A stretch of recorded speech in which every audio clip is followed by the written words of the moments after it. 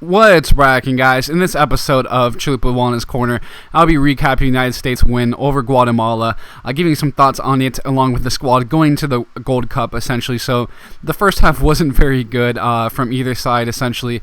That own goal was pretty terrible, but of course DeAndre Yedlin did a nice job creating it with the cross. Looked pretty dangerous. Of course, when you force a defender type of position, those types of things can happen. But other thoughts of that first half, especially, Mix is not very good at defensive mid, but he's only there because Klinsmann was essentially resting Beckerman. So because of that, I think it probably would have just been better to have Morales playing there, but I guess he wanted to give Mix some time, essentially, but I'm not sure about the decision. Omar Gonzalez and John Brooks look pretty vulnerable at the back, especially to the over-the-top through balls and pace in general. But in the second half, of course, there were some chances given up as well with Tim Ream and Ventura Alvarado, but just interesting to see who will be selected in the back line, of course, with that.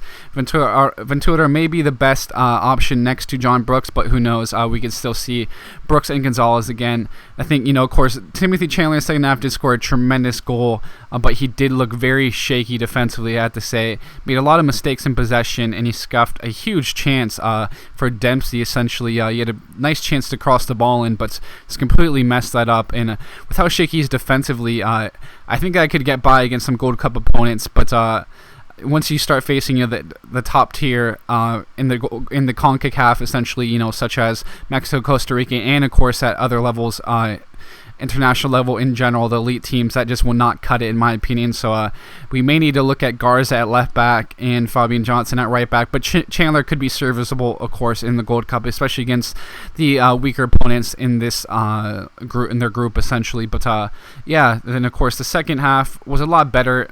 Really, Dempsey out the door. Bradley looked to link up a little bit more and just looked a lot more dangerous. Zuzi was subpar, of course. He started the game at left mid, essentially, but Zardes came on and just was a huge spark. Of course, created that goal for Wondolowski.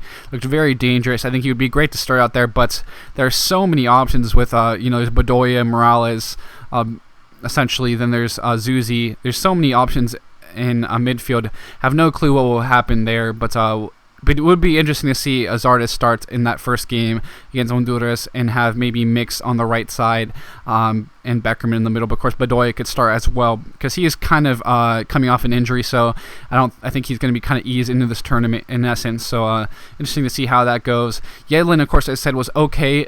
He created that own goal, but I think right back or as an impact sub on the wing may be his best role, so we'll see how that goes if he's going to start in the next matchup against Honduras on Tuesday. We'll see how that all works out.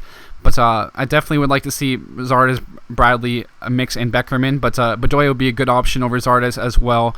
I do think Garza would be great at left back and then having Johnson on the right. Then maybe Brooks and Gonzalez or Brooks and Alvarado. I thought Tim Ream looked pretty solid on the ball. I think he'd actually played defensive mid. He's played with Bolton. He's been very good with his club as well. He's played, I think, all over the pitch essentially. He's played a left back, central defense, as well as defensive midfielder. So he's a nice versatile player in that sense. So interesting to see how that goes. But other than that, I do think it was a pretty interesting matchup. Very excited for the Gold Cup. Saw some issues with the team defensively, but we saw some promise in the attack. It's a good test, essentially, facing a team like Guatemala, because there's going to be so many other teams like them coming up, of course, in the Gold Cup, those lower-end teams that are going to try to park the bus. So it's going to be key to be able to break those defenses down, and this is a decent test in that sense. But with that, would love to hear you guys' thoughts on the win, more so on the Gold Cup, essentially. It's kind of expected to be Guatemala, essentially, but it's a good tune-up. It'll get us prepared for the Gold Cup, which I'm very excited for. Of course, Costa Rica definitely could beat the U.S. in the knockout stage. I think the way it's set up is Costa Rica would be playing them in the semifinals, essentially, but I can't remember exactly. But either way, it's going to be a very exciting Gold Cup, of course, with the emergence of Costa Rica. Then Honduras, their coach is actually the old Costa Rica coach, so I wouldn't be surprised to see a run from them. Jamaica just played in the Copa America, and they did have some decent performances, but it'd be interesting to see. I think the level of the play in CONCACAF is rising, and it's nice to see. But just give me some of your predictions, thoughts on the U.S. lineup and the like, and I would love to see those. Add some discussion here. But thanks, guys, for tuning into this episode. I'll be signing out now, and I'll catch you guys later.